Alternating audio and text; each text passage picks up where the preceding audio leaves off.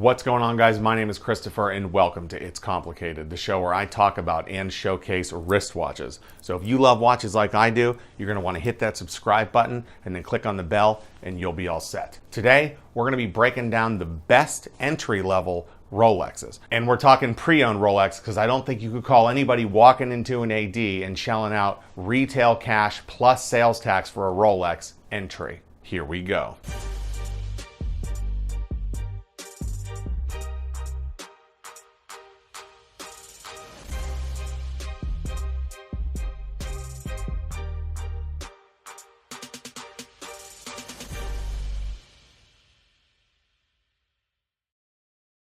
So what do I think are the best entry-level pre-owned Rolex watches on the market? Well, it is complicated and it does, of course, boil down to preference. But I'm going to be giving you my 3 picks on the best entry-level Rolex watches. You know, I remember when I was looking for my first Rolex watch and I wanted something that was a little modern. I did want it pre-owned, and of course I wanted a good bargain. I wanted a Rolex two-tone Datejust. But you can't just say that I want to buy a Rolex two-tone Datejust. Pre-owned, you can find a Rolex two-tone Datejust from $3,000 all the way up to almost $11,000. So what does it come down to? It comes down to reference numbers. Rolex has been making the Datejust since 1945. That's 73 fucking years. So you got to do your homework, find the reference number that has the most bang per buck. Now I chose the 16233 over the 16013 because it had a sapphire crystal, which the 16013 did not. It also had a no holes case,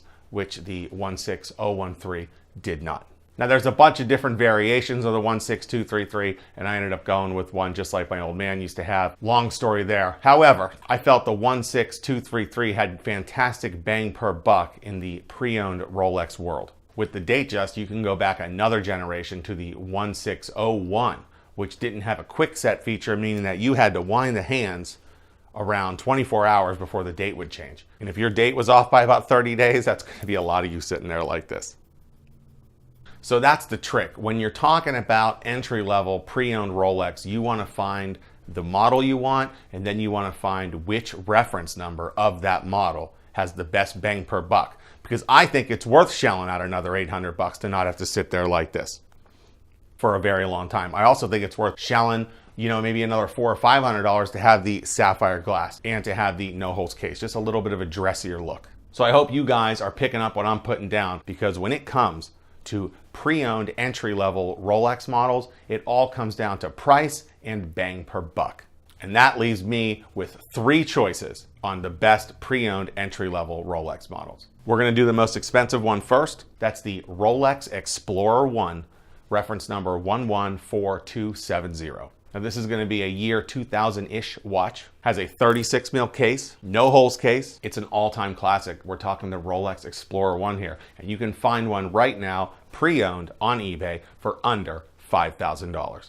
Next up on the list, and you should have seen this one coming because I own one and I was just talking about it, the Rolex Datejust 16233. That's the two-tone. I'm going for the two-tone because bang per buck, you get 18 karat gold. Beautiful, in-house founded 18 karat gold. Lots of different configurations for the dial on the 16233 you can find. This watch is also a 2000-ish year watch. Again, no holes case, and they've been making the Datejust for 73 years. It is a true classic Rolex. You can find one of these on eBay for under $4,000. Last and maybe even least, unless you have a small wrist, is the Rolex Air King reference number 14000. It's another 2000-ish year watch. It's a 34 millimeter case, so it does explain the price being as low as it is. You used to be able to find these for under $2,000 back in about 2015, if I'm not mistaken. So the 34 mil case makes it soft, but it is still a Rolex, still automatic movement, a modern-ish piece. And if you have a small wrist, you can rock a 34 mil watch. You can find one of these on eBay for under $3,000. If you are looking to buy a Rolex on eBay and you'd like to know how to avoid those ridiculous eBay fees on high-end items, check out the video I made here. So let me know what you guys think. What was your first Rolex? If you don't have a Rolex, what will be your first Rolex and why? And make sure when you're talking pre-owned Rolex to research, research, research. I just saw a Rolex being called a 16233 in a Holes case. That's a big red flag. Shouldn't be there. Probably not the correct case. Probably not even a 16233. So be careful. And that wraps up another episode of It's Complicated. Don't forget to subscribe to the show, like this video, share it with your friends, and I'll see you next time on another episode of It's Complicated.